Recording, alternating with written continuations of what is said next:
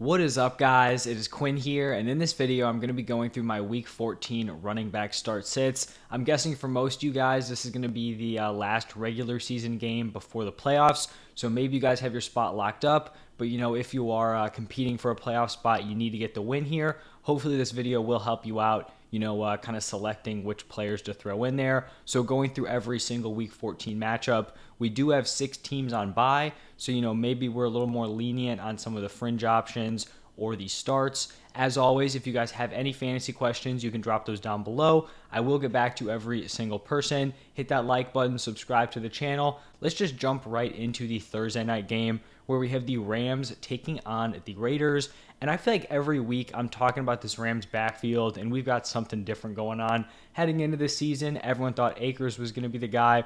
They start off with Henderson. Akers is, not even in the picture. Then they go with Akers.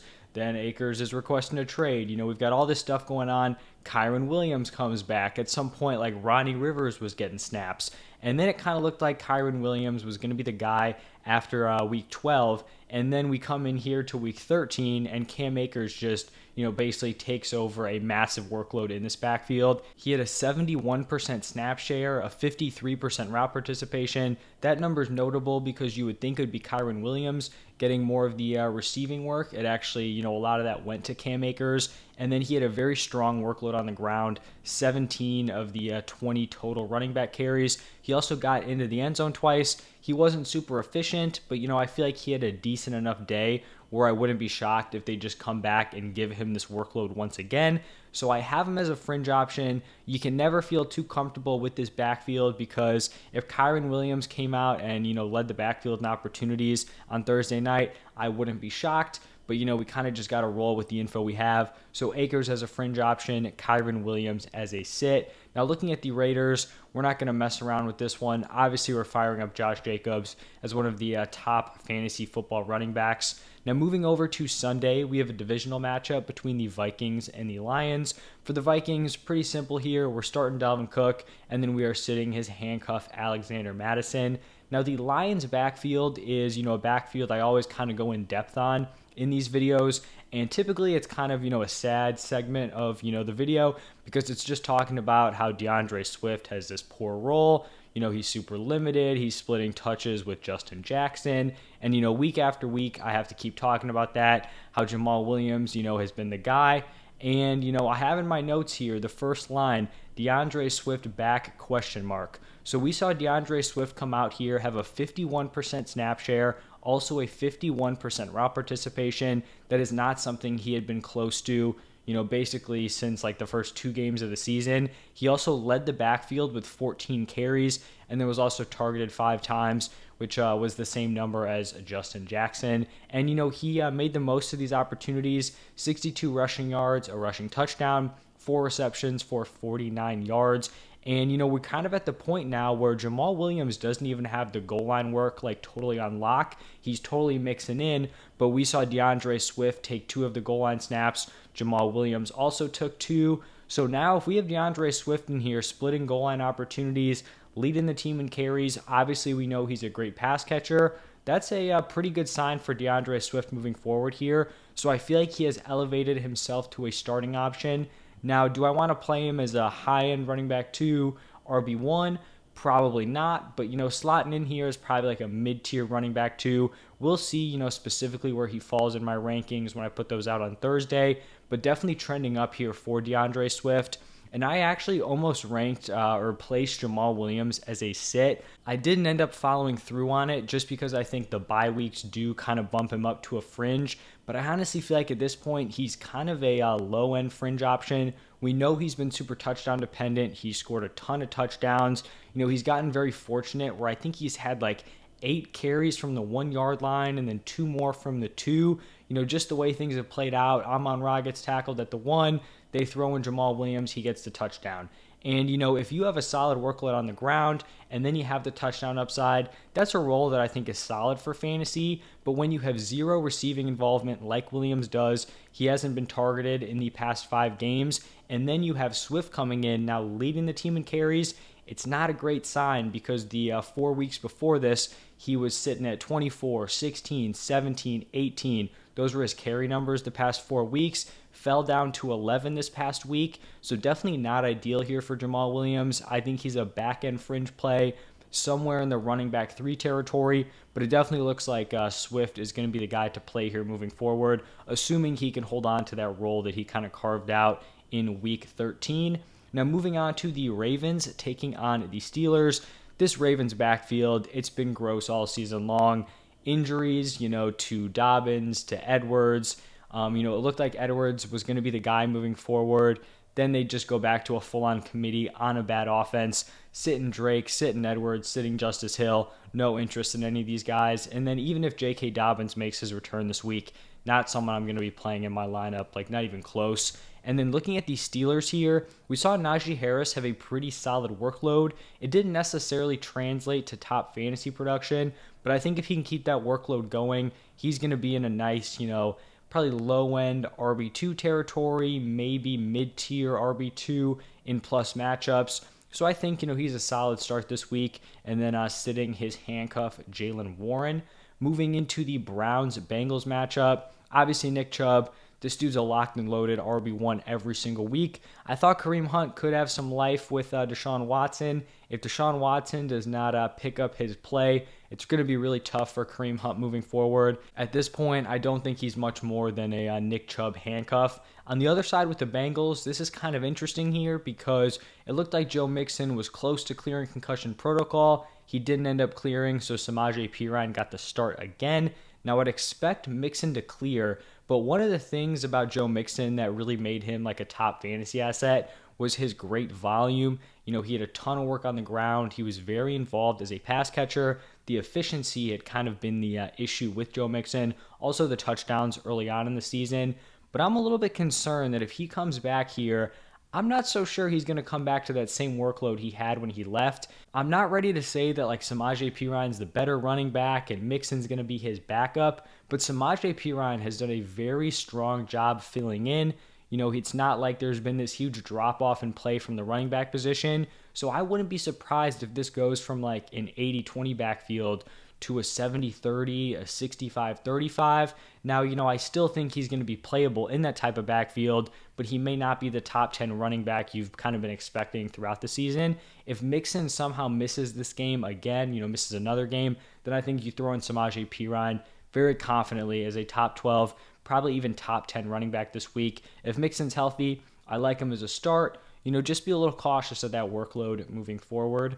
Now, in a divisional matchup between the Jets and the Bills, we have two backfields that are kind of up in the air right now. So Zonovan Knight was someone that I was probably lower on than I should have been heading into week 13. I thought him and James Robinson were going to be splitting the early down work. He kind of took over that role. It'll be interesting to see what happens here with Michael Carter, if he can make his return. How does that backfield split kind of play out? We know Ty Johnson's getting the third down work.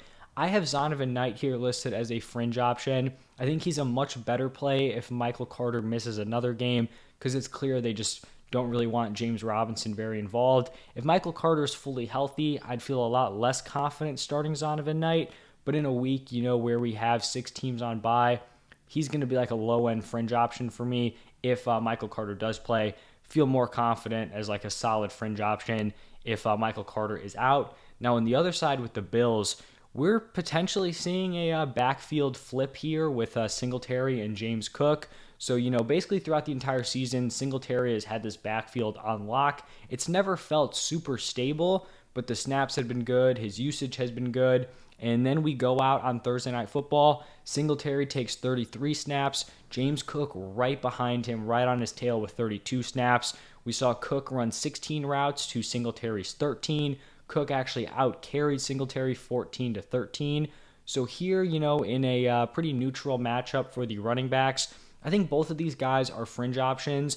I could see a world where James Cook overtakes Devin Singletary this week, expands on the workload. I could see a situation where we kind of stay with the same split we saw on Thursday night. And then I could also see a situation where maybe it was just some fluke thing. They kind of reeled James Cook back. So with all that uncertainty, I think both of them are running back threes. Not super excited to throw either guy into my lineup, but you have multiple flexes, players on bye, I do think they could be playable this week. Now, moving into the Texans Cowboys matchup, I have Dameon Pierce here as a start. The workload was solid this past week, didn't lead to a huge fantasy day just because he didn't get into the end zone.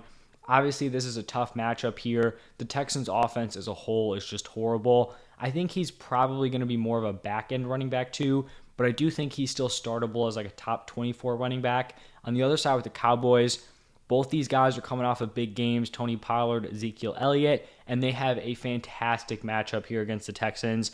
I wouldn't be surprised if we were looking at like a Tony Pollard and Zeke, both over 100 scrimmage yards, both having a touchdown, maybe even two. Like, I think we could see a huge game out of these two running backs. Obviously, we know the Texans are just brutal at stopping the run. Now, moving into the Eagles-Giants matchup. For the Eagles here, I have Miles Sanders as a start. He's not going to be super involved as a pass catcher. He has touchdown upside, and he has that rushing efficiency, sitting his handcuff Kenneth Gainwell. And then on the other side for the Giants, not getting fancy here. Obviously, we're firing up Saquon Barkley as a start. And then same thing in this next matchup, Jaguars Titans. We're just starting up ETN and Derrick Henry. Not, really going to mess around with any of those guys. Then we have the Chiefs taking on the Broncos. And for Isaiah Pacheco, I think he's kind of established himself as a strong, week-to-week start. He has 3 straight weeks of solid, fantasy production, 4 straight weeks in terms of a very solid workload. The receiving work is a little sketchy. He did catch a couple passes this past week. Definitely not something where, he's being consistently involved. So you are kind of banking on him getting into the end zone. I think this is a fine matchup here against the Broncos. Obviously, the Broncos defense is tough, but I think we could get into a spot where the Chiefs are just going to outscore them early on and then just kind of, running out the clock with Pacheco. Would not be surprised if we were looking at like an 18 carry, 90 touchdown day and then a catch here or there, maybe a touchdown thrown in there also. So I do like Pacheco here. For the Broncos, I have Latavius Murray as a fringe option. With Mike Boone back, we didn't see Latavius Murray's role really change too much. Now, I do think, he's always kind of going to be on edge in this backfield. Like, if Mike Boone started to take more and more work, I wouldn't be super surprised. But I think at this point, he can be viewed as a high-end running back 3. In this Panthers Seahawks matchup, I have Deonta Foreman as a start. With Sam Darnold back at the quarterback position, it seems like that was a massive upgrade for this Panthers offense. Deonta Foreman has been the running back 1 for 6 games this season, obviously after the Christian McCaffrey trade. In those 6 games, he has rushed for 113 or more yards in 4 out of 6 games. Now, those other 2 games, he did kind of fall flat on his face, but in decent matchups where they're not just getting blown out or, totally shut down as an offense, he will give you solid production on the ground. So like I said, Darnold is an upgrade. You also look at this matchup against the Seahawks, who have allowed the 4th most points per game to the running back position. I like Deonta Foreman as a start here, sitting his backup Chuba Hubbard. And then for the Seahawks here, unfortunately, we have Kenneth Walker dealing with an ankle injury. And normally Travis Homer would be the guy who steps in as the backup, but he was actually out for the Week 13 game. So we saw a split going on between DJ Dallas and Tony Jones.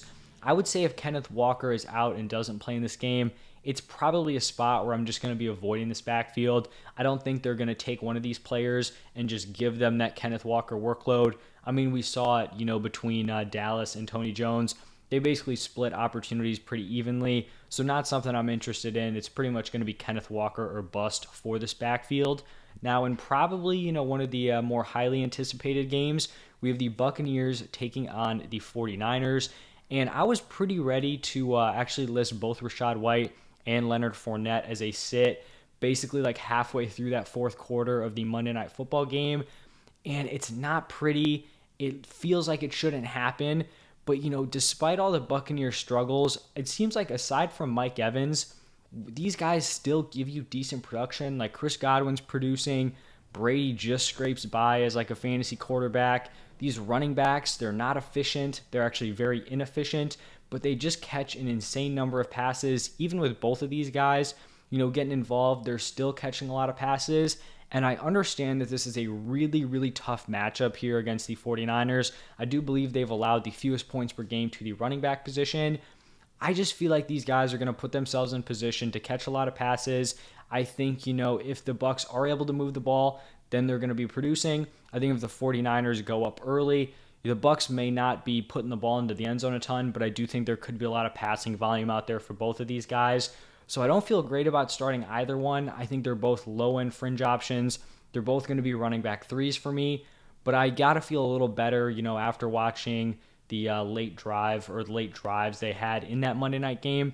Still have a lot of complaints about the play calling, the situational, awareness, all of that stuff. It's an issue there in Tampa Bay, but for these running backs, low-end fringe options, do not love them in this matchup, but I just think they're going to be able to scrape together 10, 11, 12 PPR points for you, even without getting into the end zone. On the other side, for the 49ers, I know the Bucs are super tough against the run. It doesn't matter. You're firing up Christian McCaffrey. He honestly hasn't even been that great on the ground for the 49ers. It's the pass catching that has been fantastic. You bring in a rookie quarterback, I think he's going to be, just a check down machine to Christian McCaffrey. And then sitting the backups, Jordan Mason and Ty Davis-Price. Then we have the Dolphins taking on the Chargers. Another exciting game this week. And for this Dolphins backfield, it's really been a roller coaster all season long. It feels like we're back to square one here. If you guys remember, early on in the season, I think it was like week 1, Chase Edmonds kind of established himself. He was going to be the guy. And then they end up kind of shifting to Raheem Mostert. Edmonds falls out of favor. Mostert's the guy. Then they trade Edmonds. They bring in Jeff Wilson. They have like a 50-50 split. And then Wilson takes over. Wilson's been effective. He had been a solid starter for you in your fantasy lineups. And then we go out in this game, and Jeff Wilson is just a complete non-factor in that Sunday game. 1 carry, 2 targets. I know they kind of went down early, so the game script wasn't great. Obviously, the 49ers very tough against the running backs. But Raheem Mostert outsnapped him. He ran more routes, and he had more carries. I do think Jeff Wilson is a little bit banged up, so that could have kind of been the issue here. But I feel like, we can't really know exactly how the Dolphins are going to be operating this backfield moving forward. I think we can expect some sort of split here in Week 14. And I do think both are fringe options because this is a plus matchup. Chargers allow the 5th most points per game to the running backs. So I think they're both running back threes. Maybe I'm throwing too many running back threes out there. I feel like, every player I'm talking about, I'm throwing them into that bucket. These, weird backfields, the Buccaneers, the Bills. But I feel like all these guys are kind of in similar situations, in similar areas for fantasy. But then on the other side with the Chargers, obviously we're firing up Eckler as a high-end running back 1. And then in the final game of the week, Monday Night Football, we have the Patriots taking on the Cardinals. And basically, I'm just going to be starting the RB1s on both of these teams, starting up Ramondre Stevenson, sitting Damian Harris even if he plays. And then for the Cardinals, just continue to ride the hot hand with James Conner. They continue to give him a massive workload. We got to continue to fire him up as a very strong fantasy football start. So that's going to wrap it up for this one. As always, if you enjoyed, hit that like button, subscribe to the channel. If you guys want to check out the wide receiver start sits, that is going to be up on my channel also, talking about the quarterbacks and tight ends tomorrow. Good luck with your matchups this week, guys. Thank you for stopping by, and I will see you in the next one.